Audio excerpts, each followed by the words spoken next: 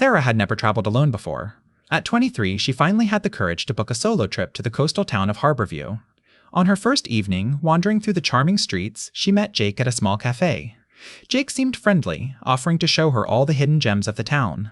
He knew Sarah's name before they'd introduced themselves, which was strange, but she chalked it up to coincidence. As they walked along the pier, Jake mentioned how he'd been to Harborview many times and knew all the best spots. The sun began to set, casting long shadows across the water, and Sarah couldn't shake the feeling that someone was watching them from the nearby alleyway. Jake insisted they continue their evening at a small, dimly lit bar he knew. He bought Sarah drinks, claiming it was his treat for showing her around. After the third drink, Sarah began to feel strangely dizzy. The room seemed to spin, and her vision blurred. Jake suggested they move to a more private spot, a secluded beach cove he knew. As they walked, Sarah noticed several people watching them from doorways and windows. The walk to the cove seemed to take forever, and Sarah's legs felt heavy, as if they were moving through water. When they finally reached the cove, Jake's friendly demeanor vanished. He mentioned how he'd been waiting for someone like Sarah to come to town, and how perfect everything was working out. Panic surged through Sarah as Jake's words sank in. "What are you talking about?" Sarah managed to ask, though her speech was slurred. Jake chuckled, a sound that sent chills down her spine. "You don't remember, do you? The drinks, the walk? I've been watching you for weeks. You're exactly what I've been looking for."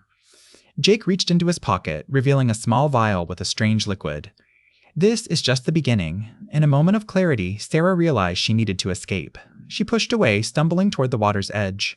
Jake lunged, but Sarah ducked and sprinted along the beach. The adrenaline coursed through her veins, giving her strength despite the drugs in her system. She didn't stop running until she reached the main road, flagging down a passing car. The next few days were a blur of police reports and hospital visits.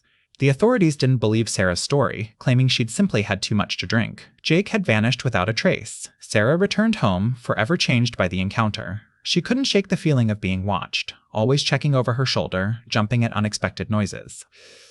6 months later, Sarah received a postcard from Harborview with no return address. On the back, in familiar handwriting, were the words, "I'll be seeing you soon."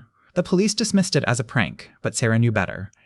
She still looks over her shoulder sometimes, wondering if that night on the beach was truly the end or just the beginning of something far more terrifying.